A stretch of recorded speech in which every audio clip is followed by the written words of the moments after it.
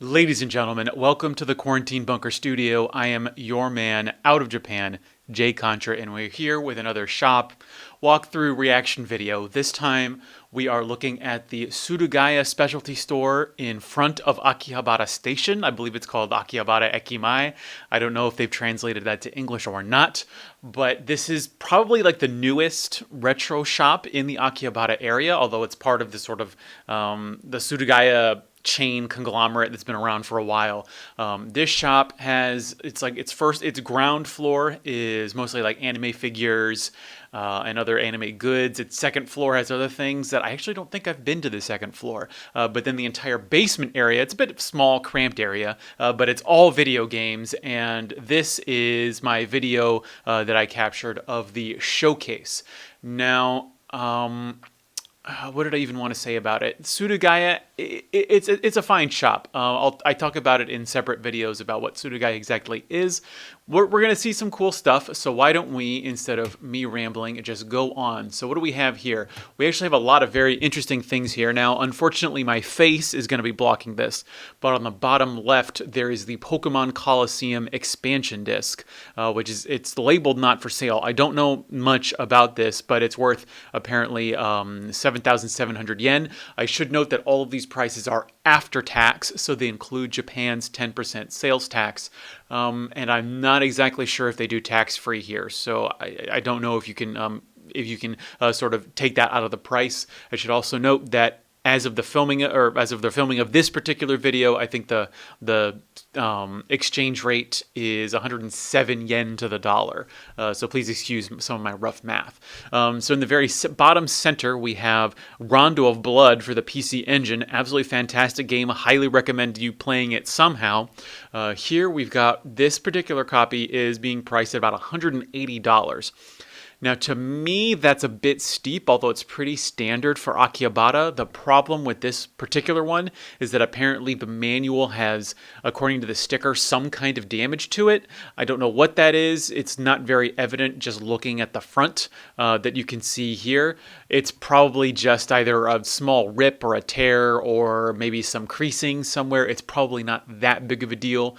Although 180 without the spine cover, remember, for basically every CD game, besides actually including the PlayStation. So PlayStation, Sega Saturn, PC Engine, they all, if they're going to be considered a complete, should have the spine cover with it, the obi.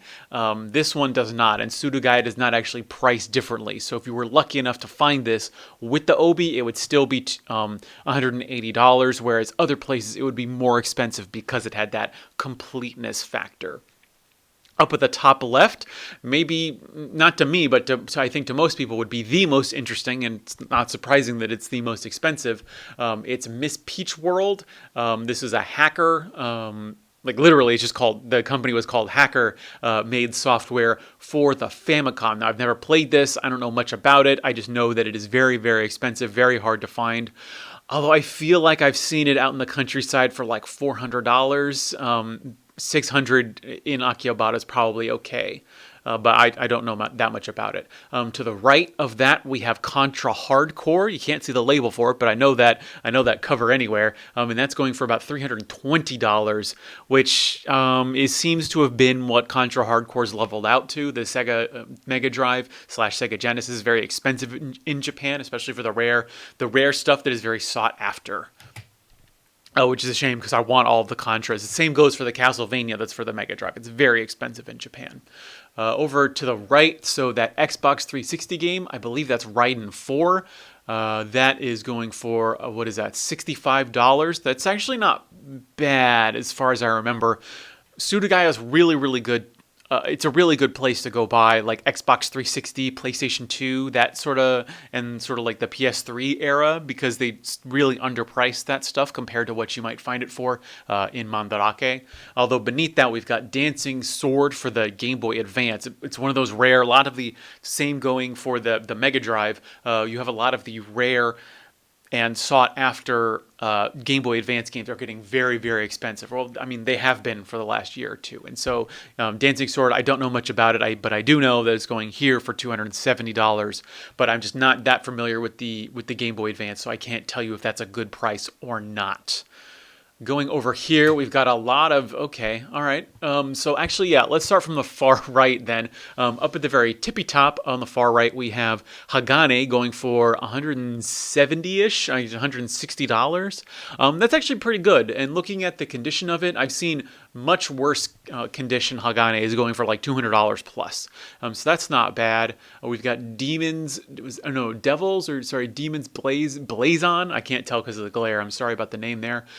I believe it's a Capcom game. I don't know that much about it. And then to the left, we've got Time Cop. Oh, sorry, Demons Blazon is going for $130. Time Cop is going for 135 thereabouts.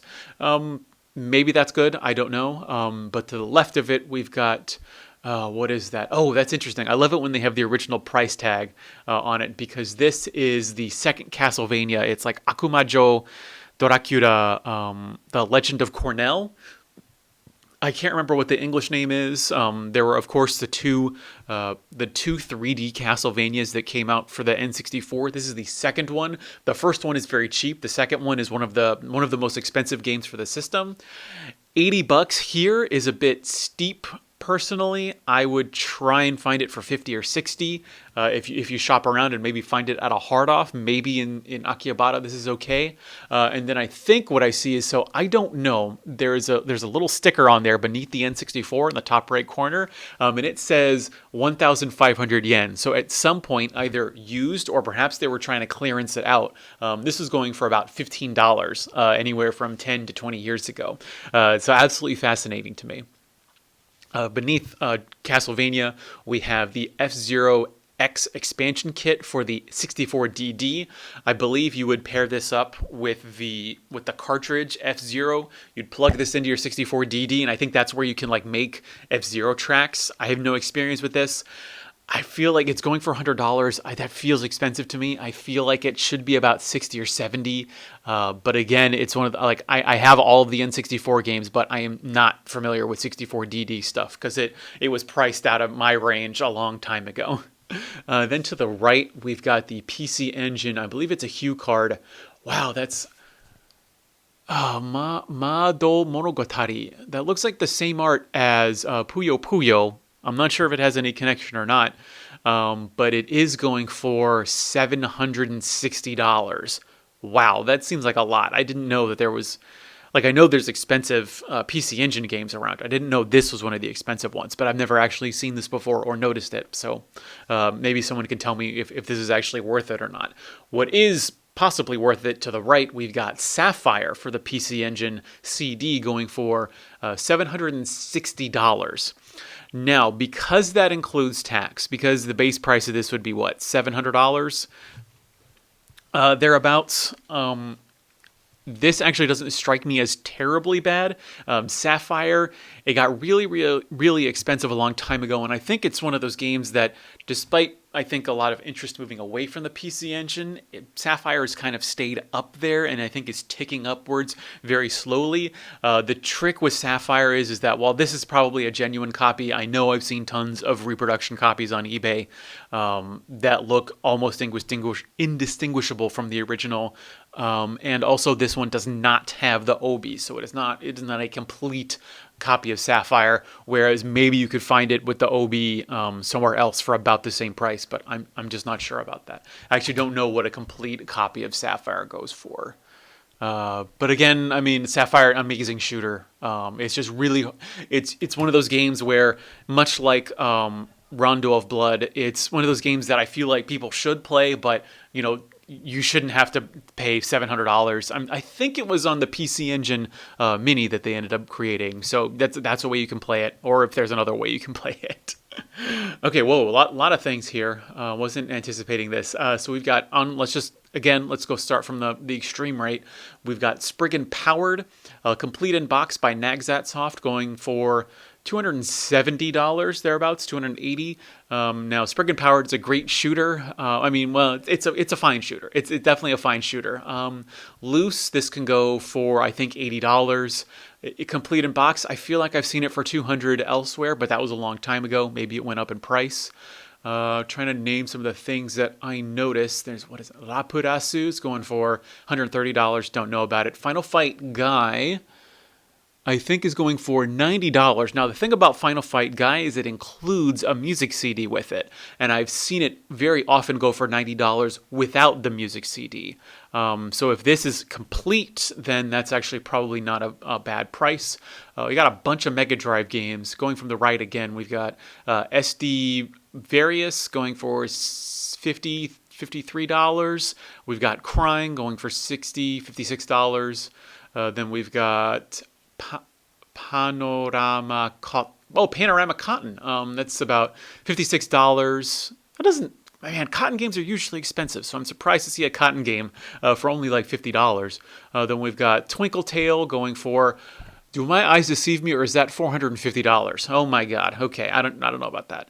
Then we've got Splatterhouse Part 2 going for about $110. We've got And Knuckles going for $90. Now, And Knuckles, the one thing about it is that it's the box is actually just I believe is just a cardboard box as opposed to the plastic clamshells of most Mega Drive games. We then have Bare Knuckle 3. Which is the very expensive. It's the final. Well, actually, up until about a year ago, it was the final entry in the Bare Knuckle series.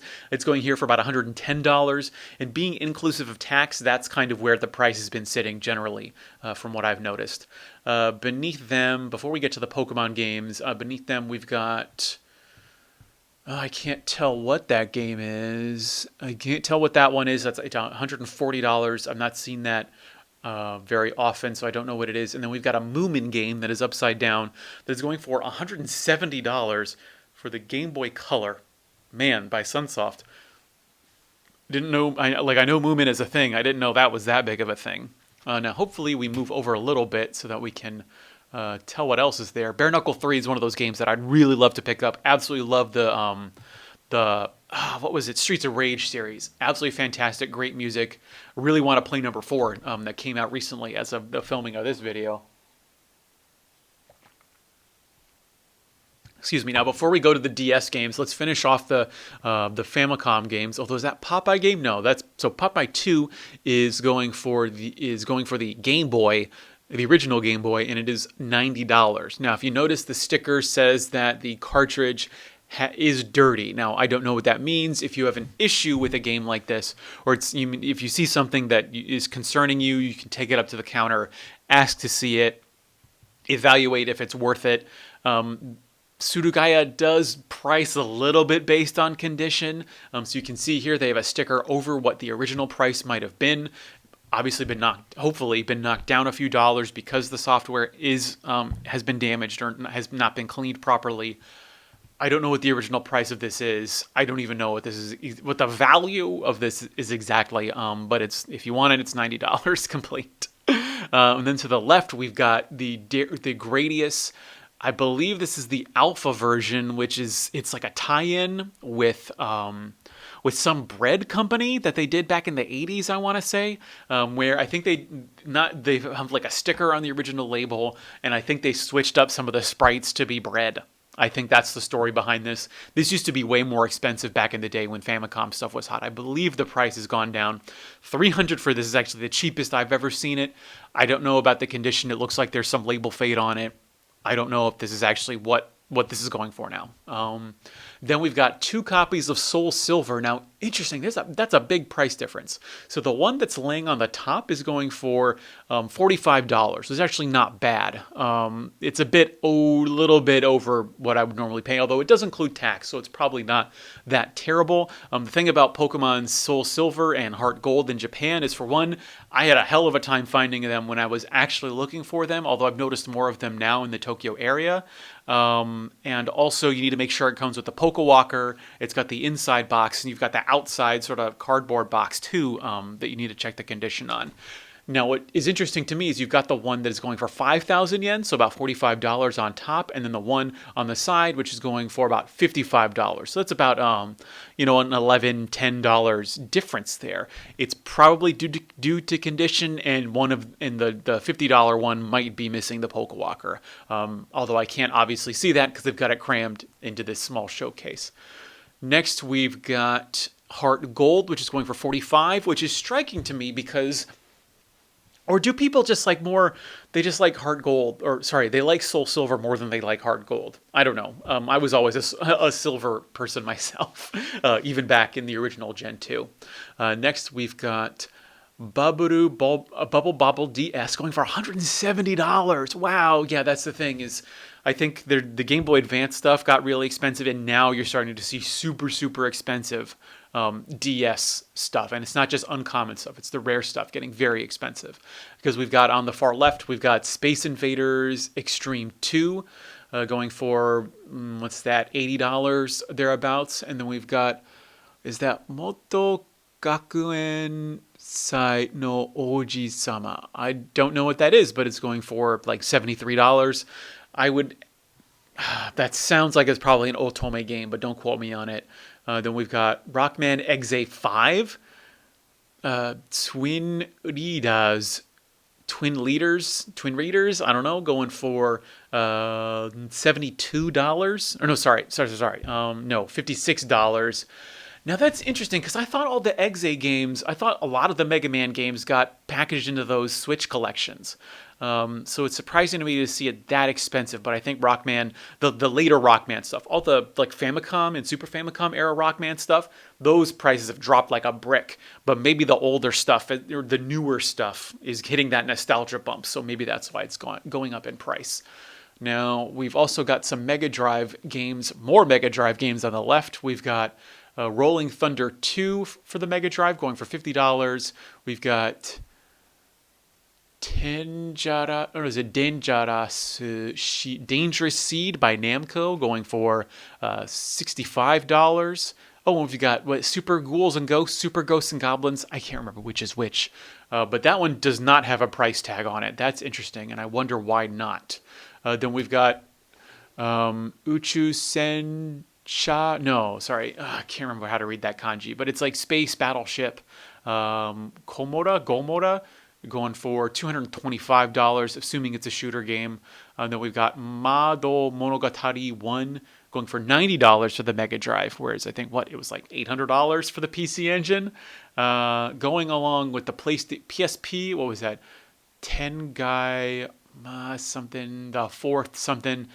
It's a PSP game going for $72. I don't know what it is. We've got Dokapon Kingdom for the PlayStation 2 going for $56. Oh, is it North Fist? It's like Kaito no Ken going for $56. Rescue Heli, $56. Thunder Force 6, I don't know much about these. Thunder Force 6 would be the shooting game, so it's going for $55. Oh, and then we've got very interesting, right there in the middle, you see the two Taito games for the PlayStation. The one on the right is Sengoku Ace and Sengoku Blade. These are the shooters that I think originally were ported. They were arcade games, but got ported to the Sega Saturn as arcade perfect ports, I think. They were, Saikyo shooters. They're really phenomenal. I love all the shooters. I haven't played Ace though, but they're going for $81. That's one of those. It's one of those things where I'll talk about this every video that we encounter it. But you're finding that the ports of old games for then contemporary systems. So these would be like Sega Saturn ports for the PlayStation 2. That for some reason these port collections are getting really expensive. Like you see it for the Game Boy Advance, you see it for the PlayStation 2. It's baffling to me, but it's the price that people will pay for it, apparently. And then we've got Ys 5 for the PlayStation 2 going for $225. That seems like a lot to me. Maybe it's worth that. And then we've got Rule of Rose for the PlayStation 2 going for $120. A very infamous, I want to say Atlas. Is it an RPG or is it like a novel? I'm not sure what that is. And then for the PSP, another expensive PSP game, we've got R-Type Tactics 2 going for what do you want to say for that? $135 thereabout. That's crazy. I can't believe PSP games are getting this expensive. Although there are definitely a few. I think there's a couple like $200 plus PSP games now. Next, we've got the Sakura Flamingo Archives. Wow, that's an Xbox 360 game that's $270. Man, that's definitely the most expensive one I've seen so far. That's incredible.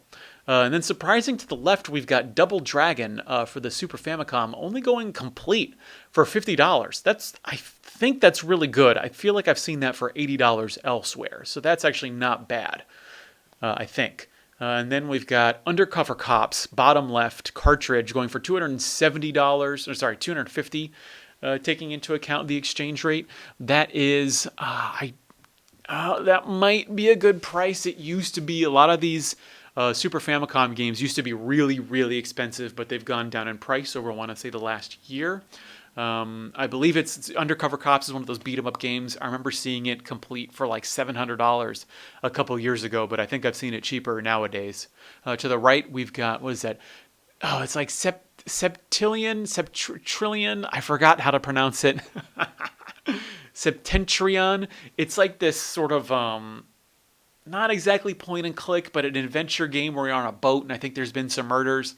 There's a great Game Center CX that features it. That's the reason why I know about it. Here it's going for like $63. That might be a little bit. I wish it was maybe $50, $55, but $60 probably not terrible. Likewise, on the right, we've got Kiki Kai Kai. That is the first Pocky and Rocky for the Super Famicom. That is going for the same price, $63 thereabouts. It's a pretty phenomenal game, although it is very hard. I found I was never actually able to beat it, although $63 is actually okay. I was lucky to find my copy for $40, but it's one of those games that's been really expensive for a long time, even in Japanese, although it's not quite as expensive as its American counterpart, as far as I know. So a lot of treasures, a lot of jewels packed into this very small showcase. And then to finish us off, we've got Teenage Mutant Ninja Turtles. This might be the first one. There's a bunch of them in Japan that I can't remember the order they came out in America. This is going for $130, $150, $140. And out of the box, though, these are very cheap. The turtle games, I want to say they're about $20 loose.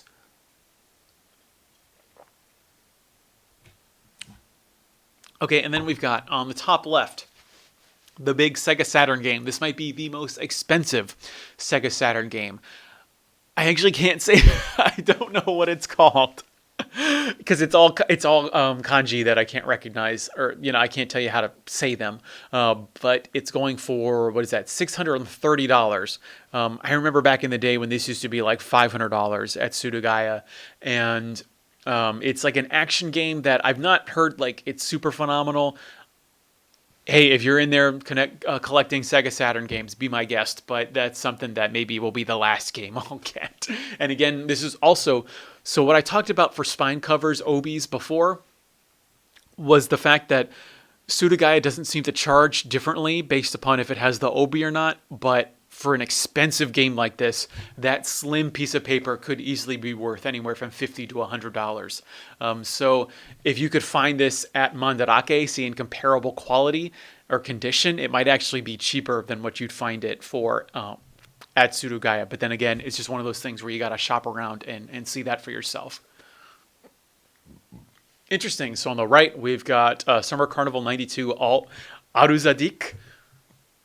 That is one of the shooting games that was put out by Nagsat Soft. Its companion is Rekka Summer Carnival 92 for the Famicom. Alzadik, it's a good shooter. The only problem is that it's one of those things where it was meant for a competition.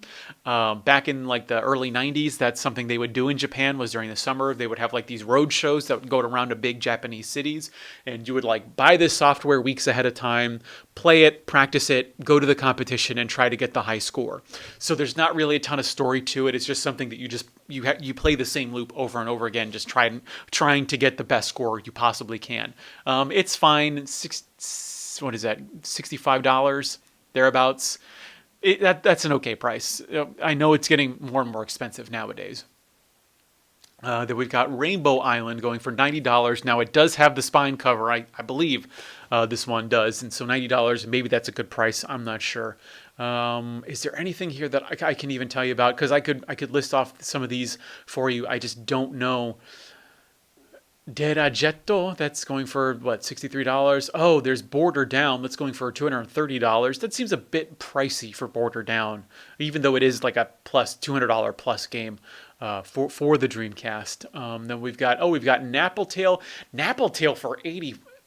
Yeah, no, that's going for $73. No way. Like you could easily get that for. It's expensive now. It's like 70. I'd say $60. $60 would be a good price for it, not 80.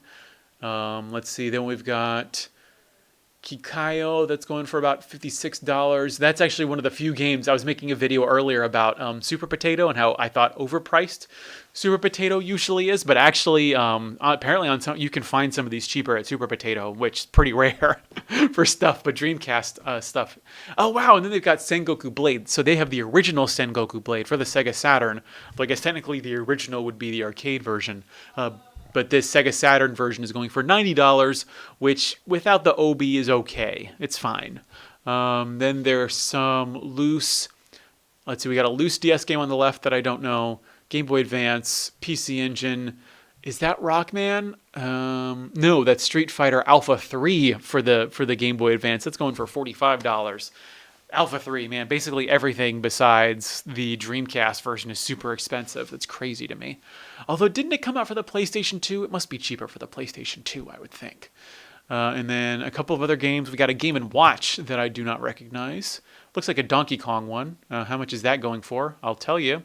Oh, apparently there's no battery with it. That's going for $110, that Donkey Kong Game & Watch. Let's see, other lined up things. We've got Cotton 2 going for $150 for the Sega Saturn. Wow. We've got Batsugun going for $170. I have seen it cheaper elsewhere. Another copy of Sengoku Blade also going for $90. Let's see. Dungeons and Dragons Collection going for $90 as well. Let's see, another copy of Batsugun.